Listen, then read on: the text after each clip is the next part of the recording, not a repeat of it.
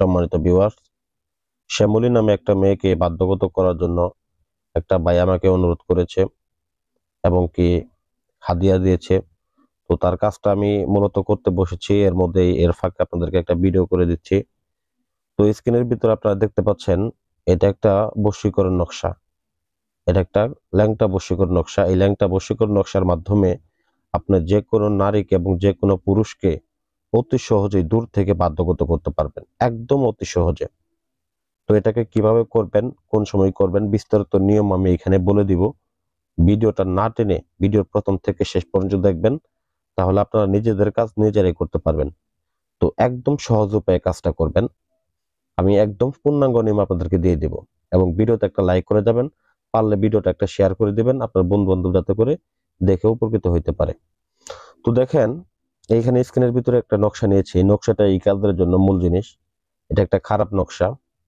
এই খারাপ নকশাটার মাধ্যমে আপনি যে কোনো নারীকে বলেন বা যে কোনো পুরুষকে বলেন, সে আপনার স্বামী হোক বা আপনার প্রেমিকা হোক, যে হোক না কেন, তাকে আপনি মাত্র 3 থেকে 7 দিনের মধ্যে তাকে বাধ্যগত করতে পারবেন। তাকে আপনি যা বলবেন, যা করতে বলবেন, সে তাই করবে। যদি বলেন উঠ, উঠবে, যদি বলেন বস, বসবে।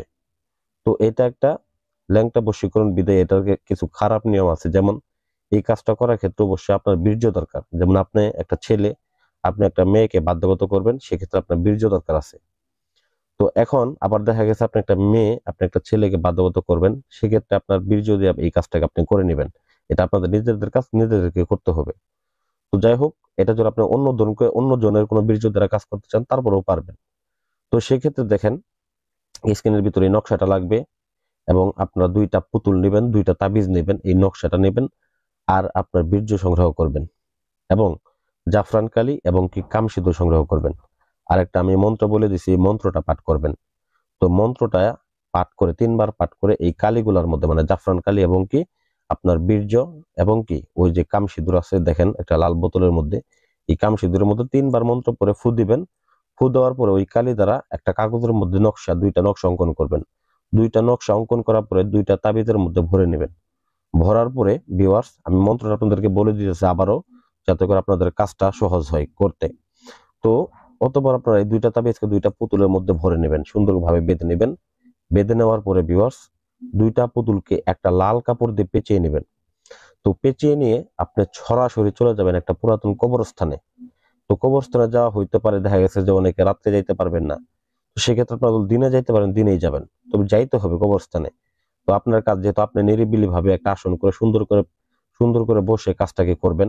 তো এটাকে যদি দেখা গেছে ভয় পান, সেক্ষেত্রে কাজ করতে পারবেন না। তান্ত্রিকতা মানেই সাহসিকতার কাজ। অন্যজনকে টাকা দিয়ে প্রতারিত হওয়ার দরকার নেই, আপনার নিজের কাজ নিজে করেন। তো আমরা মানুষের উপকার করার জন্য চাই, কিন্তু আসলে দেখা গেছে আমাদের ভিডিও নিয়ে অনেকে 2 নাম্বারি করে। তো আপনারা এর থেকে সাবধানে থাকবেন, ঠিক আছে?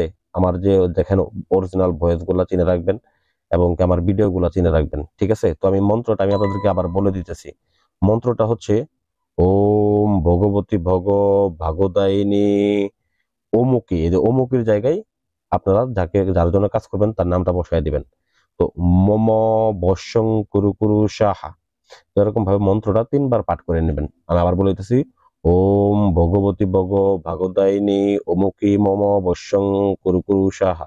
মন্ত্রটা পাঠ করার সময় অবশ্যই একটা ভক্তি সহকারে পাঠ করবেন এবং মন্ত্রটা এইখানে আসনের ভিতরে পাঠ করার পূর্বে আপনাকে অবশ্যই 501 বার মন্ত্রটাকে পাঠ করে নিতে হবে। 501 বার একটানা। তো একটানা বলতে হয় এক নিঃশ্বাসে না। আপনি একবার মানে নিঃশ্বাস নিয়ে নিয়ে বলবেন। রাত্রে নিরিবিলি আপনারা 501 বার পাঠ করার পরে পরিশেষে আপনারা যখন কাজ করবেন ওই সময় 3 বার পাঠ করবেন শুধু। তো এই হচ্ছে নিয়ম। তো আশা করি ভিডিওটা ভালো লাগবে।